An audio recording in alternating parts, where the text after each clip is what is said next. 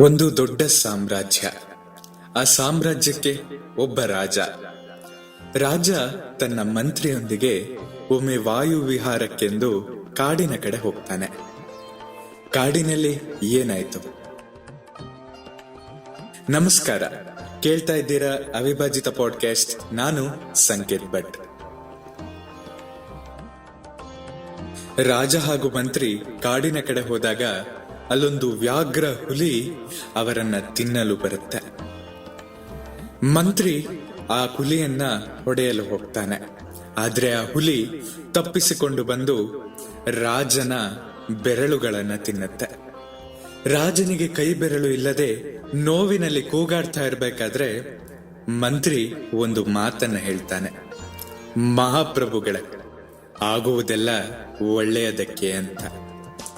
ರಾಜನಿಗೆ ಈ ಸಂದರ್ಭದಲ್ಲಿ ಬಹಳ ಕೋಪ ಬರುತ್ತೆ. ಆತ ಮಂತ್ರಿಯನ್ನ ಬೈದು ಬಿಟ್ಟು, ಏನು ಮಾತಾಡ್ತಾ ಇದ್ಯಾ ನೀನು ಅಂತ ಒಂದು ಬಾವಿಗೆ ದೂಡಿ ಬಿಡ್ತಾನೆ. ಬಾವಿಯಿಂದ ಬೀಳುವಾಗಲೂ ಕೂಡ ಮಂತ್ರಿ, ಮಹಾಪ್ರಭುಗಳೇ, ಆಗುವುದೆಲ್ಲ ಒಳ್ಳೆಯದಕ್ಕೆ ಅಂತ ಹೇಳಿ ಆತ ಬಿದ್ದು ಬಿಡ್ತಾನೆ. ನೋವಿನಲ್ಲಿ ರಾಜ ಕಾಡನ್ನ ಅಲಿತಾ ಇರ್ತಾನೆ. ಅಲ್ಲಿನ ಕಾಡು ಮನುಷ್ಯಗಳಿಗೆ ಮನುಷ್ಯರನ್ನ ತಮ್ಮ ದೇವರಿಗೆ ಬಲಿಯನ್ನ ಕೊಡುವುದು ಅಭ್ಯಾಸ. ರಾಜನನ್ನ ನೋಡಿದ ತಕ್ಷಣ ಕಾಡು ಮನುಷ್ಯರು ಅನ್ಕೋತಾರೆ, ಆಹಾ, ಬಲಿ ಕೊಡಲು ಈತ ಹೇಳಿ ಮಾಡಿಸಿದವ ಅಂತ. ಹತ್ತಿರ ಹೋಗಿ ನೋಡಿದಾಗ ಗೊತ್ತಾಗತ್ತೆ ಆತನ ಕೈಯಿಂದ ರಕ್ತ ಸುರಿತಾ ಇದೆ ಅಂತ. ಕಾಡು ಮನುಷ್ಯರು ಆತನ ಕೈಗೆ ಚಿಕಿತ್ಸೆಯನ್ನ ಕೊಡ್ತಾರೆ. ಚಿಕಿತ್ಸೆಯನ್ನ ಕೊಟ್ಟು ರಾಜನನ್ನ ಬಿಟ್ಟು ಬಿಡ್ತಾರೆ. ಅವರನ್ನ ಬಲಿ ಕೊಡುವ ಯೋಚನೆಯನ್ನ ಮರೆತು ಬಿಡ್ತಾರೆ. ರಾಜನಿಗೆ ಮಂತ್ರಿಯ ನೆನಪಾಗತ್ತೆ. ಆತ ಸೀದಾ ಬಾವಿಯ ಬಳಿ ಬಂದು ಮಂತ್ರಿಯನ್ನ ಮೇಲಕ್ಕೆತ್ತುತ್ತಾನೆ. ನಡೆದ ಎಲ್ಲ ಘಟನೆಯನ್ನ ಆತ ಹೇಳ್ತಾನೆ.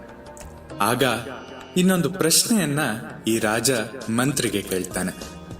ಅಲ್ಲ, ನನಗೆ ಅರ್ಥವಾಗ್ತಾ ಇಲ್ಲ, ನೀನ್ ಯಾಕೆ ಆಗುವುದೆಲ್ಲ ಒಳ್ಳೆಯದಕ್ಕೆ, ಆಗುವುದೆಲ್ಲ ಒಳ್ಳೆಯದಕ್ಕೆ ಮಹಾಪ್ರಭುಗಳೇ ಅಂತ ಇದ್ದೆ ಅಂತ.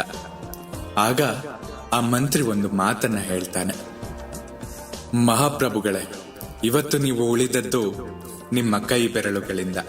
ಆ ಹುಲಿ ನಿಮ್ಮ ಕೈ ಬೆರಳುಗಳನ್ನ ತಿಂದಿರ್ಲಿಲ್ಲ ಅಂದ್ರೆ ನಿಮ್ಮನ್ನ ಇವತ್ತು ಆ ಕಾಡು ಮನುಷ್ಯರುಗಳು ಬಲಿ ಕೊಡ್ತಾ ಇದ್ರು. ಬಲಿ ಕೊಡುವ ದೇಹದ ಮೇಲೆ ಯಾವುದೇ ರೀತಿಯಾದಂತ ಗಾಯ ಇರಬಾರದು ಎನ್ನುವುದು ಅವರ ನಂಬಿಕೆ. ಹಾಗಾಗಿ ಇವತ್ತು ನಿಮ್ಮನ್ನ ಬಲಿ ಕೊಡಲಿಲ್ಲ.